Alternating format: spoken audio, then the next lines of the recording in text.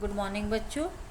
बच्चों हम पढ़ रहे थे महावीर प्रसाद द्विवेदी जी का महाकवि माँ का प्रभात वर्णन। तो बच्चों इसमें सूर्योदय का वर्णन किया गया जिसका मानवीकरण रूप से लेखक ने उसका चित्रण किया है। तो बच्चों चलिए शुरू करते हैं पढ़ना। कि दिगांगनाओं के द्वारा खींच खींच कर किसी तरह सागर की सलिल राशि से बाहर निकाले जाने पर सूर्य बिंब चमचमाता हुआ लाल लाल दिखाई दिया। कि जब दिशा रूपी बंधुओं के द्वारा वह ऊपर की ओर खींचा जा रहा था, अर्थात जिस समय समुद्र से ऊपर की ओर सूर्य निकल रहा था, ऊपर उठता हुआ दिखाई दे रहा था, उसका वर्णन है। तो कि किसी तरह से सागर की सलिल राशि यानी कि सागर के जल के भंडार से निकलकर वह सूर्य बिंब चमचमाता हुआ लाल लाल दिखाई देने लगा।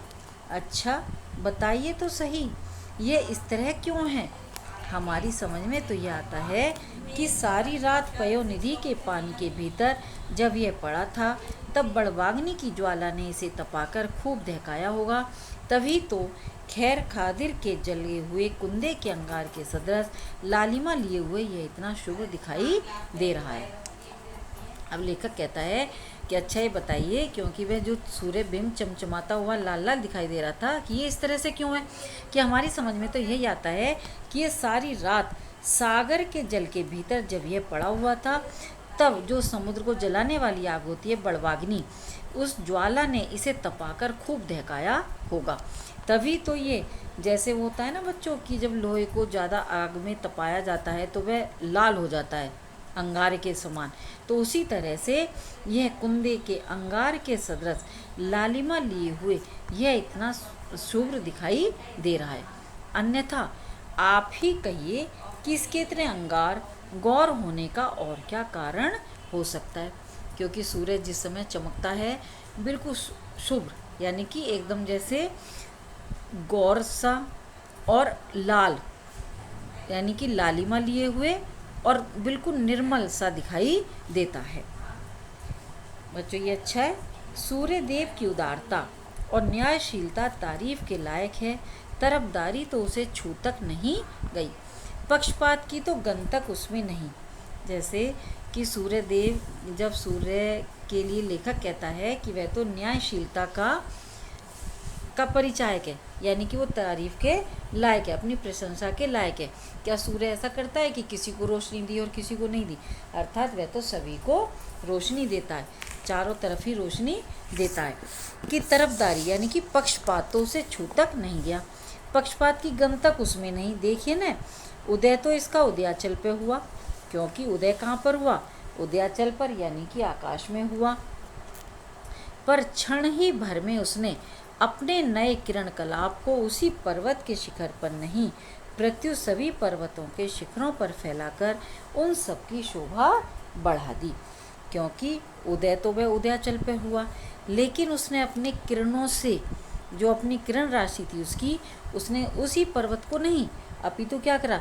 सभी पर्वतों के शिखरों पर अपनी उस सुंदरता को फैला दिया। उसकी इस उदारता के कारण इस समय ऐसा मालूम हो रहा है जैसे सभी भूधरों ने अपने शिखरों अपने मस्तकों पर दोपहरिया के लाल लाल फूलों के मुकुट धारण कर लिए हों। तो इस समय जब जो प्रातःकाल के समय जो सूर्य की लाल किरणें थीं जब समस्त पर्वतों के शिखरों पर पड़ी तो ऐसा प्रतीत होता था कि जैसे पर्वतों ने दोपहर के पुष्पों के समान लाल रंग के मुकुट अपने अपने शीश पर धारण कर लिए हों। भूधर अर्थात पर्वत, कि उन्होंने अपने शिखरों पर अपने मस्तकों पर मानो दोपहर के समय खिलने वाले फूलों को पुष्प रूपी मुकुट धारण कर लिए हों। सच है, उदारशील सज्जन अपने चारु चरितों से अपने उदय देश को नहीं अन्य देशों को भी आप्यायित करते हैं। क्योंकि जैसे सूर्य देव की उदारशील स्वभाव को देखकर ये सहज ही ज्ञात हो जाता है कि जैसे एक उदारशील सज्जन होता है, एक उदार वृत्ति वाले जो मनुष्य होते हैं, उनका स्वभाव क्या होता है कि वे अपने चारु चरितों से, अपनी योग्यता से, अपनी शक्तियों से, अपने आचरण से अपने आप को ही नहीं अपितु वे अन्य को भी शोभायमान करते हैं। तो उसी तरह जैसे प्राणी एक अपने अपने साथ साथ वे अपना ही नहीं करते, अपितु वे प्राणियों का समान भाव से कल्याण करते हैं, अर्थात उसमें भेदभाव की कोई भावना नहीं रहती। वह जन जन का कल्याण करना ही उनका स्वभाव होता है। उसी तरह से जैसे सूर्य अपने ही प्रकाश से केवल एक ही पर्वत शिखर को नहीं करता, अपितु वह समस्त पर्वत शिखरों को और पूरे संसार को अपने उसी प्रकाश से आप्यायित कर देता है।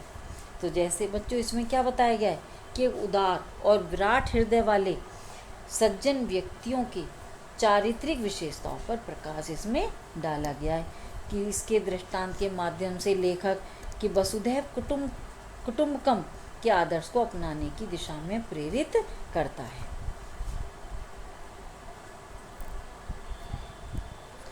उदयाचल के शिखर रूप आंगन में बाल सूर्य को खेलते हुए धीरे धीरे रेंगते देख पद्मनियों को बड़ा प्रमोद हुआ कि उदयाचल रूपी शिखर पर, यानी कि जिस समय आकाश में सूर्य निकलता है, मानो आकाश रूपी आंगन में बाल सूर्य को खेलते हुए धीरे धीरे, जैसे बच्चा खेलता है ना और वो धीरे धीरे रेंग कर चलता है, उसी प्रकार से बाल सूर्य को खेलते धीरे धीरे रेंगते देखकर पद्मनियों को, यानी कि कमलियों को बड़ा प्रमोद हुआ, यानी कि हर्ष हुआ, प्रसन्नता हुई कि सुंदर बालक को आंगन में जानू पानी चलते देख स्त्रियों का प्रसन्न होना स्वाभाविक है।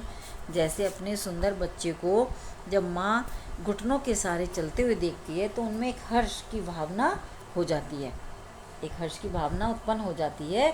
जैसे कि उनका बच्चा जब चलता है तो महिलाओं को हर्ष का अनुभव होता है, उसी प्रकार से उदयाचल रूपी आंगन में क्रीड़ाएं करता हुआ सूर्य को देखकर मानव पद्मनियों को बड़ा हर्ष होता है, कमलियों को परम आनंद की प्राप्ति होती है। अतएव उन्होंने अपने कमल मुख के विकास के बहाने हंस हंस कर उसे बड़े प्रेम से देखा कि जैसे माँ अपने बच्चे को देखती है प्रेम के साथ, उसी प्रकार से मानो कमलियों को जब आनंद की प्राप्ति हुई, कमलियाँ बाल सूर्य के अद्भुत रूप को देखकर जब प्रसन्न होने लगीं तो उन्होंने अपनी कमल और कमलियों ने विकसित होना आरंभ कर दिया, यानी कि खिलने के बहाने जैसे कमल खिलने लगते हैं, उसी प्रकार से मानो अपने कमल मुख के खिलने के बहाने हंस हंस कर उसे बड़े ही प्रेम से या अपना आनंद और अपने उल्लास को व्यक्त करने लगे। यह दृश्य देखकर माँ के सदृश अंतरिक्ष देवता का हृदय भर आया। वह पक्षियों के कलरव के मिस बोल उठी, आजा आजा, आ बेटा आ, फिर क्या था। बाल सूर्य बाल लीला दिखाता हुआ झट अपने मृदुल किरणें फैलाकर अंतरिक्ष की गोद में कूद गया। क्या इसमें कि सूर्य के प्रति कमलियों के इस आकर्षण को देखकर मानो आकाश देवी के हृदय में भी वात्सल्य की भावना का संचार होने लगा। तो लेखक उसी के माध्यम से कहना चाहता है कि उसी प्रकार से अंतरिक्ष देवता का भी मानो हृदय भर आया।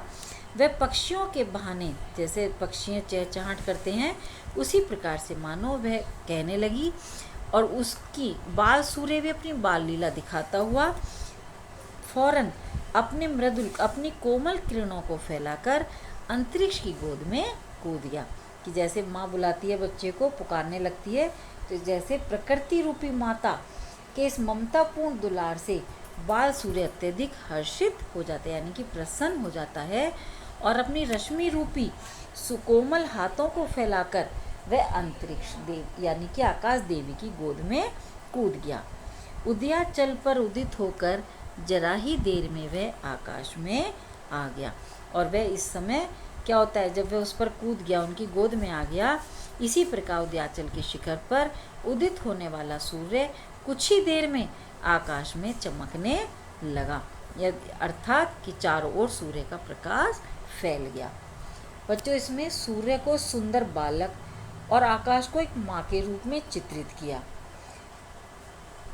वैसे तो आकाश पुल्लिंग रूप में प्रयुक्त होता है, परंतु इसमें स्त्रीलिंग में प्रयुक्त करने का लेखक का एक अभिनव प्रयोग है, जो उन्होंने आकाश को माँ के समान माना है और पक्षियों के चहचहाने को माता की पुकार के रूप में प्रदर्शित किया है, जैसे कि माँ अपने बच्चे को पुकार कर बुलाती है। तो इसमें मानवीकरण और प्रतीकात्मकता पर यह आधारित एक इसमें इस पैराग्राफ में बहुत ही सुंदर उसका प्रयोग हुआ है। आकाश में सूर्य के दिखाई देते ही नदियों ने विलक्षण रूप धारण किया।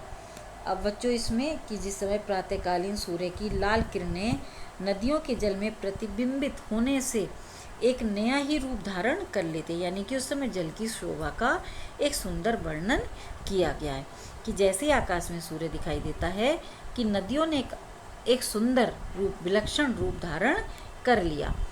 दोनों तटों या कगारों के बीच से बहते हुए जल पर सूर्य की लाल लाल प्रातःकालीन धूप जो पड़ी तो वह जल परिपक्व मदिरा के रंग सदृश हो गया।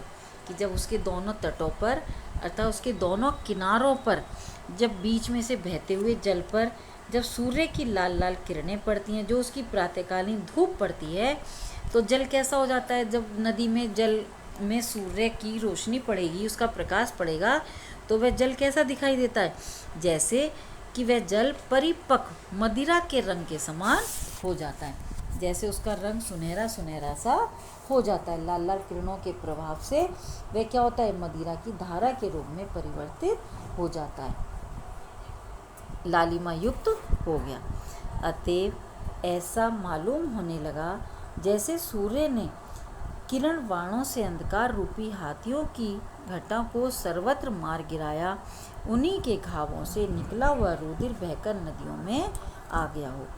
तो ऐसा मालूम होने लगा कि जैसे सूर्य ने उदय होते ही मानो अपनी किरण रूपी बाणों से उस हाथियों के समूह को मार दिया हो, अंधकार रूपी हाथियों के समूह को मार दिया हो, और उन्हीं के घावों से जो निकला हुआ जो रुधिर यानी कि रक्त जो बहकर नदियों में आ गया हो। यानी कि जब सूर्य की रोशनी उसमें पड़ी, उसका प्रकाश पड़ा, तो ऐसा प्रतीत हुआ कि जैसे अंधकार रूपी यानी कि उसने अपनी किरण रूपी बाणों से अंधकार रूपी हाथियों के समूह को मार दिया हो, मार गिराया हो, और उन्हीं के घावों से निकलने वाला वह रक्त बहकर नदियों में आ गया हो, और उसी के मिश्रण से उनका जल लाल हो गया। और जो बाण लगने के परिणाम स्वरूप जो हाथियों के घावों से निकला हुआ जो रक्त था वह नदियों के जल में आकर मिल रहा हो, जिससे वह लाल हो गया। कहिए यह सूझ कैसी है, बहुत दूर की तो नहीं। तो बच्चों इसमें सूर्य की किरणों के संपर्क में आने से जो नदियों का जल जो बदल जाता है, यानी कि लाल रंग का सा दिखाई देता है, उसमें लेखक ने नदियों का भी मानवीकरण किया गया है कि नदियों के जल में हाथियों के रक्त के मिलने से भी कल्पना करके कवि ने उसमें स्वाभाविकता का विश्लेषण कर दिया। तो बच्चों आपको ही समझ में आ गया होगा। धन्यवाद। जो कुछ समझ में नहीं आए तो बच्चों मुझसे पूछ लेना।